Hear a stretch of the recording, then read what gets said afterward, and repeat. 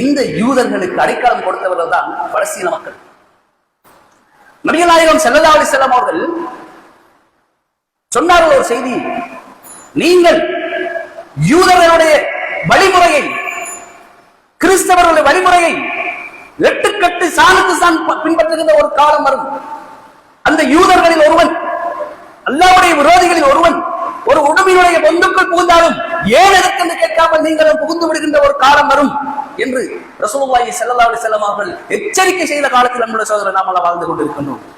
அல்லாஹ்வுடைய விரோதிகள் அவர்களுடைய விஷயத்தில் ஒரு காலமும் ஒரு மூமின் நம்பிக்கை இழந்து விடக்கூடாது. அவருடைய விஷயத்தில் ஒரு காலம் ஒரு மூமின் நம்பி அவர்களின் பக்கம் சென்று விடக்கூடாது என்ற மிக கடுமையான ஒரு போதனையை குர்ஆனும் சுன்னாவும் நமக்கு தருவதை பார்க்கின்றோம். இப்படிப்பட்ட இந்த யூதர்களோடு கை கோர்த்து இந்த பாருங்கள், பலஸ்தீன மக்கள் இதுவரை தூஃபானுல் அக்ஸா ஹமாஸ் மேற்கொண்ட தாக்குதல் சொல்வார்கள், சும்மா இருந்த ஹமாஸ் வலிந்து தாக்கியிருக்கிறது யூதர்களை. வலிந்தா தாக்கின சுமார் 70 ஆண்டுகள் ஒரு ஊரை பிடித்து அந்த ஊரினுடைய மக்களை கொடுமை செய்து கொண்டிருக்கிறார்கள், அந்த மக்களை அழித்துக் கொண்டிருக்கிறார்கள். சிம்பிளா நான் கேட்கிற உதாரணம், இந்த ஊரை பிடித்து இந்த ஊர்ல உள்ள மக்களை எல்லாம் கொலை செஞ்சு இந்த பள்ளிவாசல் தங்கிற கட்டுப்பாட்டுக்குள்ள இருந்தா 70 வருஷமா இருக்கிறான்.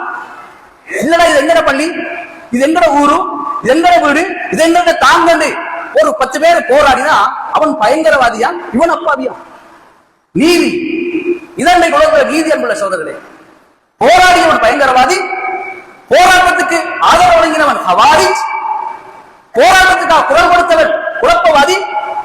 இதெல்லாம் செஞ்சுட்டு பாருங்க, அவன் நேர்மையானவன், அவன் வல்லவன், அவன் ஜனநாயகவாதி. உலகம் சொல்லக்கூடிய நீதியை பாருங்கள். ஹமாஸ் மேற்கொண்ட தாக்குதல், அந்த தாக்குதல் யூதர்களுக்கு மிகப்பெரிய ஒரு சாவமணியாக இருந்தது. யூதர்கள் எதிர்பார்க்கல, சியோனிசம் எதிர்பார்க்கல.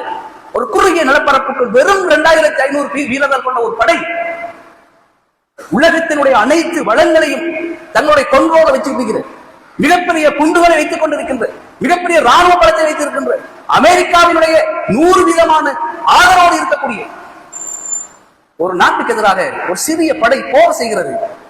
அந்த போரில் நிலைகுலைந்து போகிறார்கள். அன்று ஹமாஸ் ஆரம்பித்த அந்த போர்ல போராளிகளை கொள்ளுங்க, ஹமாஸ் ராணுவத்தை கொள்ளுங்க, அவர்களோடு போரிடுங்க, சண்டையிடுங்க. போர் வந்துட்டா 2 பக்கத்தில் இழப்பு வரும். அப்பாவி மக்களை எதுக்காக கொலை செய்கிறீர்கள்? 67,000 பேர் இதுவரை கொலை செய்யப்பட்டிருக்கிறார்கள். அப்பாவி மக்கள், குழந்தைகள், சிறுவர்கள், வயோதிபர்கள், பெண்கள். ஹமாஸ் வீரர்கள் எத்தனை பேர்களா? எண்ணிக்கை இல்லாத அளவுக்கு போராளிகள் மௌத்தாகிறார்கள். அப்படி சொன்ன சிறிய தொகை. போராளிகளோடு போரிட முடியாத கோடைத்தனமான இஸ்ரேல் குண்டுகளை பெண்களுக்கும் குழந்தைகளுக்கும் கட்டடங்களுக்கும் அவருடைய தாக்கத்தை, காசா என்கிறது ஒரு சுடுகாடாக, ஒரு பாலைவனமாக, ஒரு குப்பை மேடாக மாற வேண்டும் என்பதுதான் அவருடைய இலட்சியமாக இருக்கிறது. இதை இந்த உலகம் பார்த்து கொண்டிருக்கிறது என்றால் எவ்வளவு பெரிய அநியாயம். லண்டனில் உள்ள கிங்ஸ் காலேஜ் என்று சொல்லப்படக்கூடிய ஒரு பல்கலைக்கழகம் இருக்கிறது. அந்த பல்கலைக்கழகத்தினுடைய இன்டர்நேஷனல் செக்யூரிட்டி, சர்வதேச பாதுகாப்பு துறையினுடைய பேராசிரியர் ராப் கீஸ்ட் என்று சொல்லக்கூடிய ஒரு பேராசிரியர் கருத்தை சொல்கிறார். Israel cross the red line. Israel என்கிறது சிகப்பு கோட்டை தாண்டி விட்டது. நம்ம பாஷையில சொல்றோம்னா ரெட் லைட் போட்டு இருக்குது, ஆனா தாண்டிட்டு போகுது. இது யாரோட புத்தி? ஊர்ல உள்ள கலிசரோட புத்தி. அவன் தான் அந்த வேலை பார்ப்பான். இஸ்ரேல் ரெட் கிராஸை தாண்டி விட்டது, எல்லையை மீறி விட்டது. இந்த இஸ்ரேலை தடுப்பதற்கு யாருக்குமே சக்தி இல்லை. ஐரோப்பியர்கள் பேசிக் கொண்டிருக்கிறார்கள், கருத்து சொல்கிறார்கள். ஐரோப்பிய நாடுகள் கண்டிக்கிறார்கள், எல்லா நாடும் கண்டிக்குது. ஸ்பெயின் கண்டிக்குது, கனடா கண்டிக்குது, நோர்வே கண்டிக்குது, பிரான்ஸ் கண்டிக்குது, எல்லா நாடும் கண்டிக்குது. ஆனா யாராலும் தடுத்து நிறுத்த முடியவில்லை என்று சொல்லிவிட்டு அந்த பேராசிரியர் சொல்கிறார், இந்த இஸ்ரேலை கட்டுப்படுத்துகின்ற ஒரே ஒரு தகுதி யாருக்கு இருக்கிறது என்றால் அது டொனால்ட் ட்ரம்ப் தான். சவுதியினுடைய கூட்டாளி, பஹ்ரைனுடைய கூட்டாளி, யமனுடைய கூட்டாளி, சிரியாவுடைய கூட்டாளி. யார் இந்த டொனால்ட் ட்ரம்ப்? எமிரேட்ஸினுடைய கூட்டாளி. இந்த டொனால்ட் ட்ரம்ப் நினைத்தால் இஸ்ரேலை தன்னுடைய கட்டுப்பாட்டுக்குள் கொண்டு வர முடியும், ஆனால் அவர் செய்ய மாட்டார். டொனால்ட் ட்ரம்ப் செய்ய முடியாது. ஏன்னா டொனால்ட் ட்ரம்புக்கு தேவையெல்லாம் இஸ்ரேல் இருக்கணும், மத்திய கிழக்கை ஆட்டி படைக்கணும், அடிக்கணும். அப்பதான் சவுதிக்கு போகலாம், கட்டாருக்கு போகலாம், குவைத்துக்கு போகலாம், வசூல் பண்ணலாம். இஸ்ரேலை காட்டி காட்டி காசு வைக்கலாம். இதுதான் இன்று மத்திய கிழக்கில் நம்முடைய சோதனை நடந்து கொண்டு என்பதை புரிந்து கொள்ள வேண்டிய கடமை நமக்கு இருக்கிறது. உண்மையில் இந்த அரசியலுக்குள், இந்த சின்னாபின்னமான ஒரு நிலைக்குள், இந்த மிகப்பெரிய ஃபித்னாவுக்குள் பலஸ்தீன மக்கள் சிக்கி தவித்துக் கொண்டிருக்கிறார்கள். அவர்களுக்கு உண்பதற்கு வழி இல்லை, உடுப்பதற்கு உடையில்லை, படிப்பதற்கு வாய்ப்பில்லை. தங்கள் உயிரை பாதுகாத்துக் கொண்டாலே போதும் என்கிற ஒரு நிலையில் அந்த மக்கள் வாழ்ந்து கொண்டிருக்கிறார்கள். அந்த மக்களை சிந்திக்க வேண்டிய, அவர்களை பற்றி யோசிக்க வேண்டிய ஒரு பாரிய கடமையும் பொறுப்பும் ஒவ்வொரு முஸ்லிமுடைய உள்ளத்திலும் இருக்கிறது. ஏனென்றால் நபிகள் நாயகம் ஸல்லல்லாஹு அலைஹி வஸல்லம் அவர்கள் ஒரு அருமையான ஒரு செய்தியை நமக்கு சொன்னார்கள்.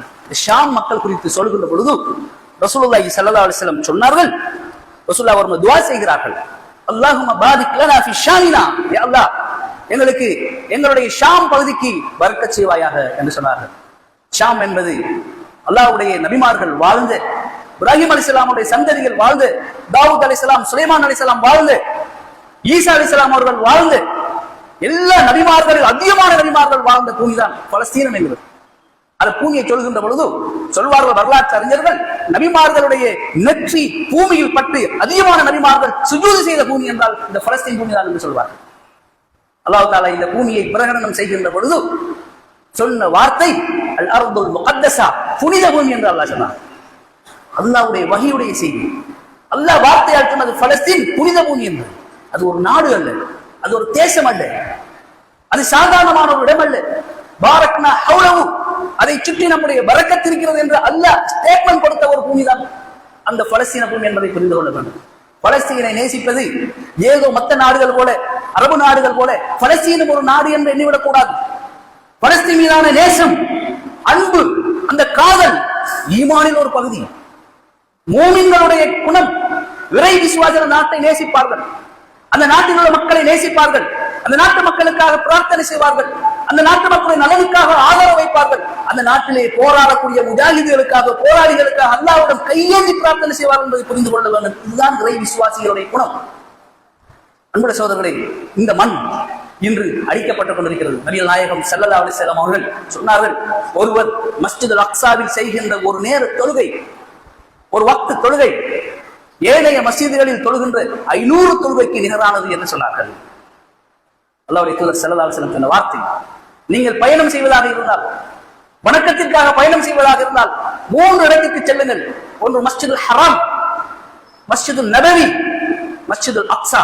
இந்த 3 பள்ளிவாசலுக்கு மட்டும்தான் ஒரு முஸ்லிம் வணக்கம் செய்ய வேண்டும் என்ற நோக்கத்தோடு செல்ல முடியும் என்று நபிகள் நாயகம் ஸல்லல்லாஹு அலைஹி வஸல்லம் அவர்கள் சொன்ன செய்திகளை பார்க்கின்றோம். ரசூலுல்லாஹ் இன்னும் ஒரு ஹதீஸில் சொன்னார்கள், அலைக்கும் ஷாம், முடிந்தால் ஷாமில் இருந்து கொள்ளுங்கள் என்று சொன்னார்.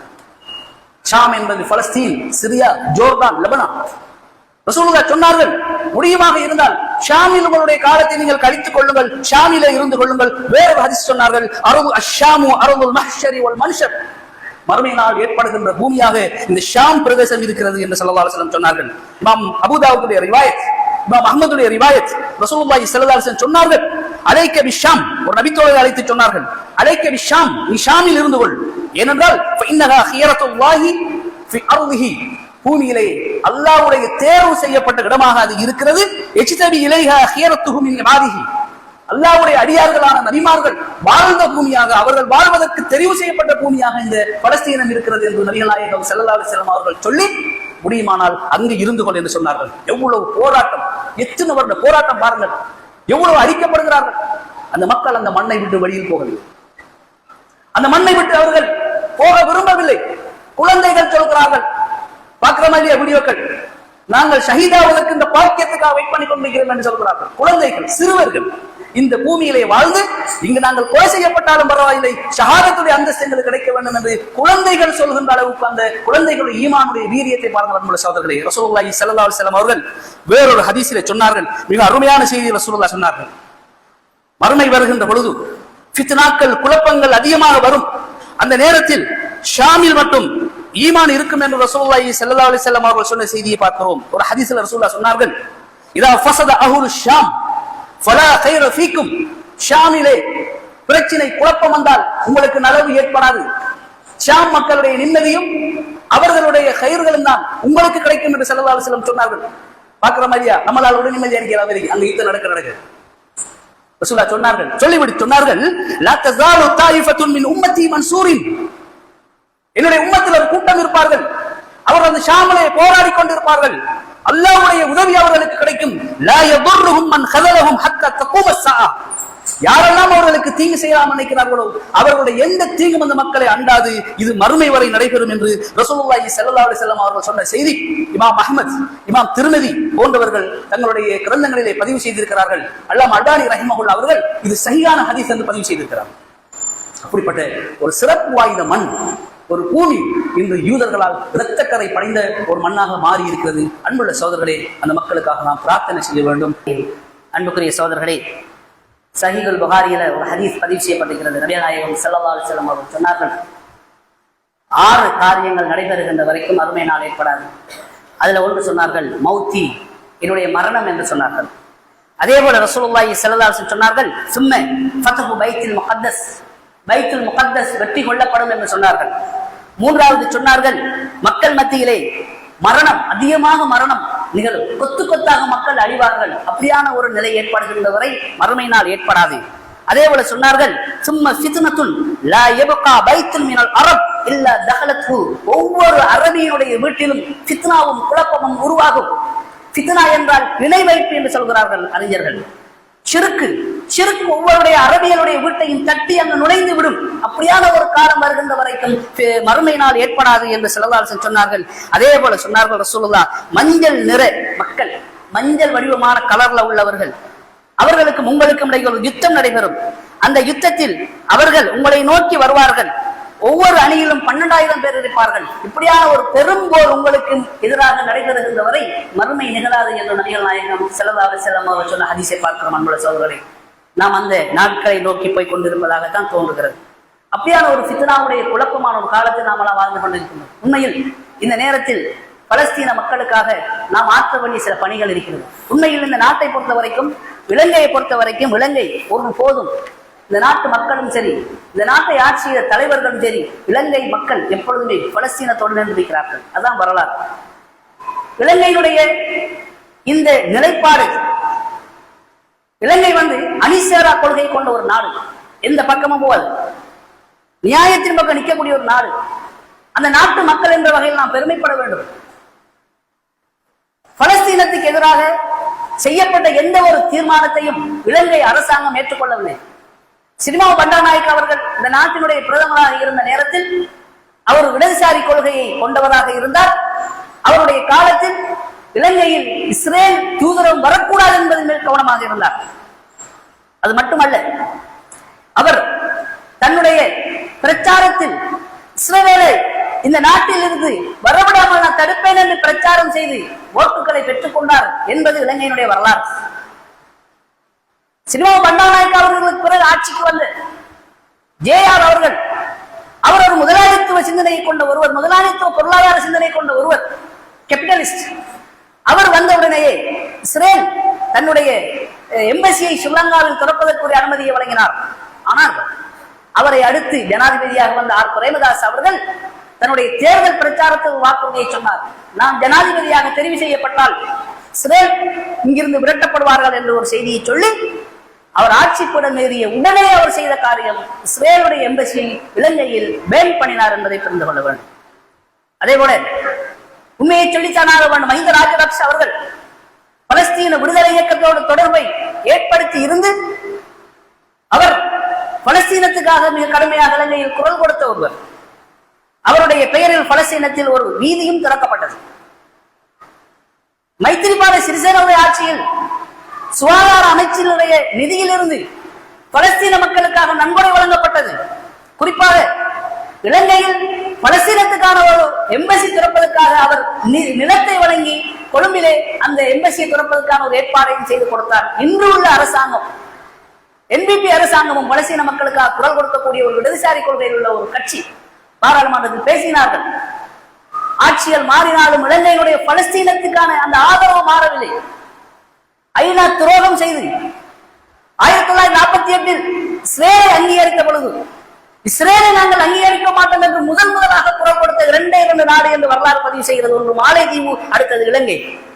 அந்த பெருமைக்குரிய மக்களாக நாம் இருக்கின்றோம். அரபு நாட்டினுடைய மாற்றமோ, அரபு ஏஜென்ட்களுடைய மாற்றமோ, அரபு தலைவர்களுடைய மாற்றமோ நம்முடைய ஈமானிலும் நம்முடைய இலங்கையினுடைய இந்த அரசியல் ராஜதந்திர கொள்கையில் மாற்றத்தை ஏற்படுத்திவிடக் கூடாது. நாம் பலஸ்தீனத்துக்கான ஆதரவாளர்கள், பலஸ்தீனத்தோடு நிற்கக்கூடியவர்கள், பலஸ்தீன போராளிகளுக்காக குரல் கொடுக்கக்கூடியவர்கள் என்று அந்த அணிசேரா கொள்கையிலிருந்து இந்த நாட்டு மக்கள் விலகிவிடக் கூடாது என்பதை இந்த குர்பாவுடைய சிந்தனையாக உங்களுக்கு நான் பதிவு செய்ய விளைகின்றேன். அன்புள்ள சகோதரர்களே, அந்த மக்களுக்காக நாம் குரல் கொடுக்க வேண்டும், அந்த மக்களுக்காக எழுத வேண்டும், அந்த மக்களுக்காக பிரார்த்தனை செய்ய வேண்டும். நமது பிரதேசங்களில் அந்த மக்களுக்காக நிதி வசூல் செய்த பொழுது மாஷா அல்லாஹ் இந்த ஊர் மக்கள் மிக அள்ளி வழங்கினார்கள். மில்லியன் கணக்கான பணம் இலங்கையிலிருந்து அனுப்பப்பட்டது பலஸ்தீனத்துக்காக. அந்த ஈமானிய உணர்வோடு நாம் இருக்க வேண்டும். தொடர்ச்சியாக இந்த பலஸ்தீனத்துக்கான ஆதரவில் நாம் இருக்கின்றோம் என்பதை இந்த சமூகத்துக்கும், இந்த நாட்டிற்கும், தேசியத்திற்கும், சர்வதேசத்துக்கும் பறைசாற்றக்கூடிய ஒரு சமுதாயமாக நாம் இருக்க வேண்டும். எல்லாம் வல்ல அல்லாஹ் ரப்பல் ஆலமீன் ஈமானிய சமூகம் ஒன்றிணைந்த சமூகமாக மாறி நாம் செயற்படுவதற்கு நம் அனைவருக்கும் தௌஃபீக் செய்வானாக. பலஸ்தீனத்திலும் காசாவிலும் உள்ள மக்கள் நிம்மதி பெருமூச்சு விட வேண்டும் என்ற ஒரு நிலையை அல்லாஹ் ரப்பல் ஆலமீன் ஏற்படுத்துவானாக. அங்கு போராடக்கூடிய போராளிகளுக்கு, முஜாஹிதுகளுக்கு அல்லாஹ் மன வலிமையையும் உடல் வலிமையும் கொடுப்பானாக. அவர்களுடைய அந்த போராட்டத்தை அல்லாஹ் ஸ்திரப்படுத்துவானாக. அல்லாஹ்வுடைய மலக்குகளை கொண்டு அந்த மக்களை அல்லாஹ் அவர்களுடைய போராட்ட களங்களை உதவி செய்வானாக. அல்லாஹ்வுடைய எதிரிகளை அல்லாஹ் கேவலப்படுத்துவானாக என்று பிரார்த்தித்து முடிக்கின்றேன். வாஹிரு தஅவானா அல்ஹம்துலில்லாஹி ரப்பில் ஆலமீன். أيوة فيكم مننا نفس روحنا ودمنا، قلبنا بيرتاح هوام للي فعلا زينا، الكلام نفس الكلام حتى نفس